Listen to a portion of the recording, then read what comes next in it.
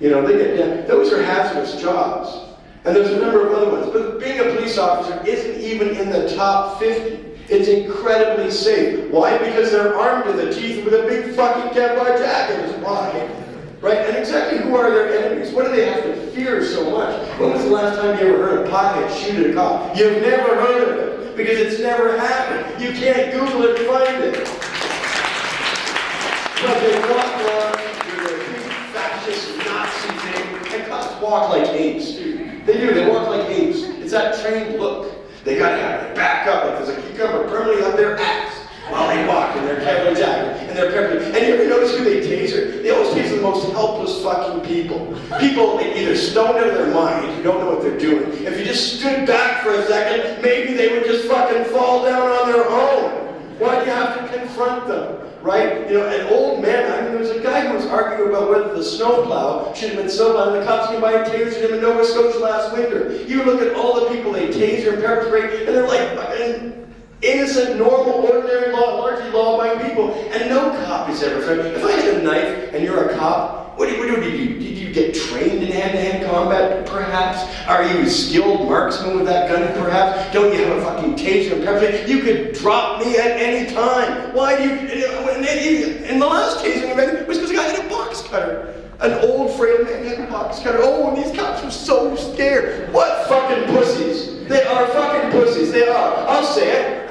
I'll say it. 100 years ago, I'll take it 100 years ago, an RCMP officer with nothing at all but his fist would have taken 5 guys in a barroom brawl, and he'd probably come out on top, and he wouldn't have thought of any other way of suppressing them. You guys, you 5 were against me? Fine, let's do it. And that cop would have came out on top. Those were brave guys. Those were cops back then. Even if they were suppressing every minority going, at least they were tough and relied on themselves and not a whole range of, you know, fatal and lethal arsenal that put down children, teenagers, old men, box cutters, mentally handicapped.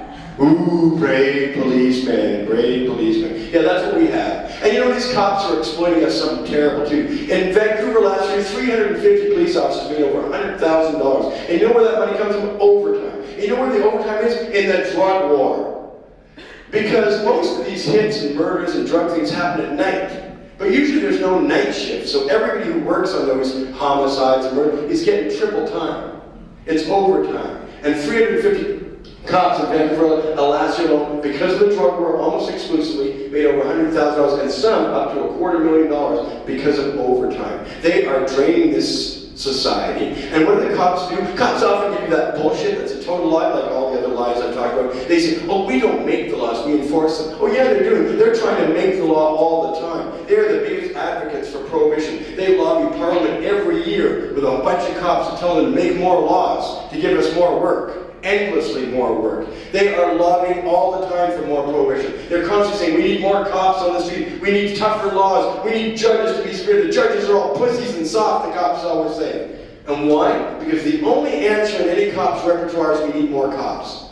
Even though all crime has gone down for 30 years straight except prohibition crime, which they advocate we keep, every other crime has gone down. So why aren't we having less cops? And if we eliminated prohibition, we could probably get rid of half the police officers in this country. And the RCMP wants to unionize. And as soon as they unionize, they will be giving money to political parties like the Conservative Party to perpetuate the evil policies that make more and more cops inevitable, like prohibition. Believe you me, letting the RCMP unionize will be the death of our democracy finally and totally, because they will start giving political donations like every union does to whichever political party is going to kiss their ass. And believe me, in my experience, cops get everything they ask for all the time. Because most police officers, in my time for example, the mayor was a pot grower for many years. And the previous mayor, Sam Sullivan, gave drugs to somebody because he was curious about how cocaine addicts work. Those cops investigate every single politician. If you don't give them what they want, they will blackmail you into obscurity. Cops have investigated every politician. They have a huge civil servants, non-uniform division that does nothing but investigate the background of anybody they want. And every single politician, because politicians themselves are usually rotten people who have lots to hide, because who wants to be a politician anyway? Who wants to control the lives of others? Who wants to manipulate your destiny by some whim? That's a very evil person as a rule. So they've got lots to hide. They did lots of bad things before they decided to go into office, and the cops know it, and they blackmail them. Just like John F. Kennedy was blackmailed by J. Edgar Hoover, and Bill Clinton was blackmailed by the CIA for his womanizing and his previous drug use, they are compromised from the day they're elected because cops know everything about them, and they say, you give us a hard time and we'll finish you. And you bet every politician knows that, and that's why they're all frightened to death of the police department. And they never can reform them, they never can scale them back, they can't get hold of them. The police are a rogue force in this country, and they are a master unto themselves. You can tell because not one of them ever goes to jail. No one is ever punished for the murders, for the diabolical things they do, the malfeasance, the plain failure to keep the peace. If gangland crime is getting worse, who should we blame? Shouldn't we blame the politicians? Aren't they entrusted with the public safety? So they fail, and then they blame us. They fail, and they say we should have more cops. They advocate continuing the drug war, even though they lie to you by saying we don't make the law, we only enforce it. You enforce it selectively, and you lobby to make it daily. So you cannot trust any institution in this country. They're all completely corrupted. So you have a huge mission ahead of you. And yet all I want you to do is start simple. Please vote. Please send a letter to your member of parliament about ending the drug war. Please read a newspaper again and see what's going on in this country. There's lots of laws. They're trying to pass blunts. And now that's only affect people who smoke tobacco don't buy blunts. People who smoke pot buy blunts. So they're trying to ban blunts that are flavored by saying we don't want to entice kids, but kids can't buy tobacco products. It's all for adults. They just can't accept the fact that adults like flavors. So that's why we have peach schnapps and, I don't know, a rosé wine. Adults like different flavors and stuff. How can they say that flavored blunts are for kids when kids aren't even legally allowed to buy it? Right? So they're trying to ban our blunts. They're trying to put us in jail for mandatory minimums. I mean, they've come up with something new all the time to punish the pot people. Stephen Harper has a culture war going. His son came up to him and started asking him questions about the Beatles album, Sgt. Pepper. And this is what started Stephen Harper off in his war frenzy, his reefer madness gone crazy. Stephen Harper's son came up and started asking him, what does Lucy in the Sky with Diamonds mean, Daddy? Now, what Daddy's doing with that album, in the first place, I find curious. What were you doing, singing along to Lucy in the Sky yourself at some point, Stephen Harper? And you thought, hey, I wonder if that's a drug reference. Oh, well, I'll go with it. You know, Stephen Harper, by the way, was once offered a joint. And his answer was, I turned it down because I was too drunk. That's his official quote to the media. I was too drunk. Think about that. Alcohol is the leading cause of most violent crime in this country. It's the result of most domestic. And he admitted I was too drunk to even think about smoking that joint. And he has the fucking nerve to come and put us in jail. He has the nerve to make a pogrom against us. And even though he's a big advocate to this day of drinking, just like most of the conservative cops, bunch of drunks. Bet they've got some records. You check them. In British Columbia, the premier is a drunk. Got convicted of drunk driving. Was a danger to himself. He's still the premier. If he'd have smoked a joint, he'd have to resign. But he's a drunk. Rich Coleman, the former solicitor general, top guy, big drunk. Drunk all the time. He looks like a sweaty, porcine-looking character, dude, and he was a drunk.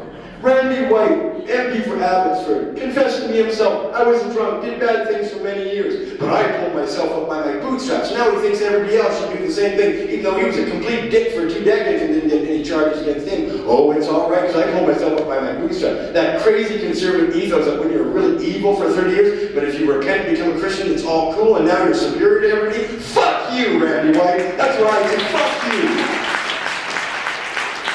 Hypocrites, liars. Hypocrites and liars, that's all we've got in this country. Well, I'm not going to be one of those. I'm proud to go to jail on behalf of my people, on behalf of the truth, on behalf of principles, on behalf of Ayn Rand, my mentor. I am looking forward to paying my dues, coming back here, and then I'm going to have another favor for you. You got to make sure when I get back, you elect me, and everybody in this country gets together and make me the justice minister, because it costs me a little. It costs me a little. When I get back, I'm going to be really pissed.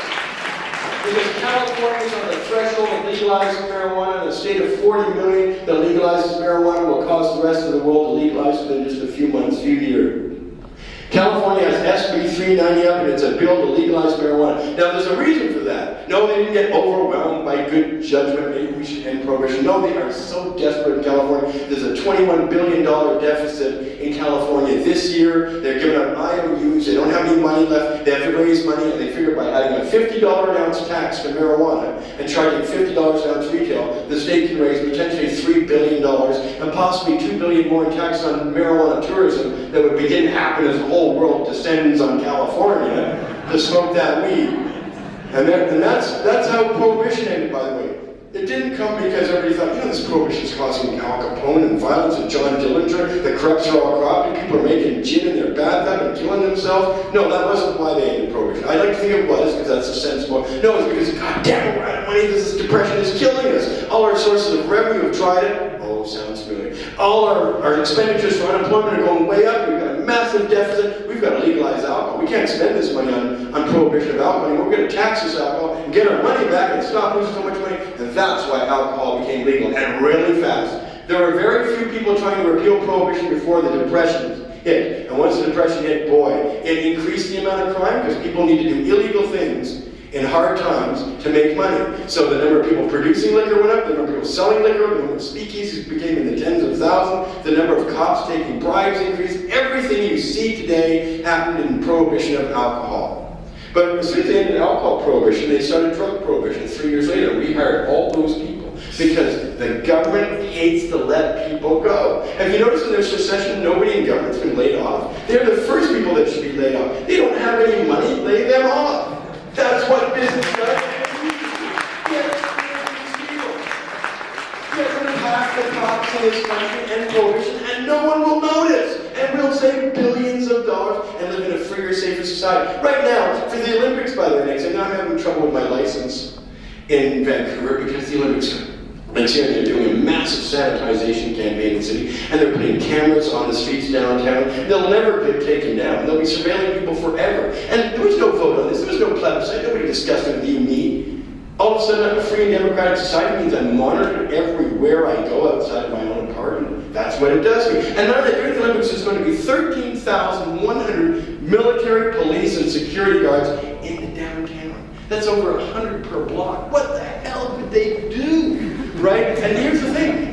They're just basically trying to get everybody ready for this. This is what 9/11 is, that everybody's going to have to get used to the new police state. Even though none of us today have had a terrorist attack on Canadian soil in our entire history.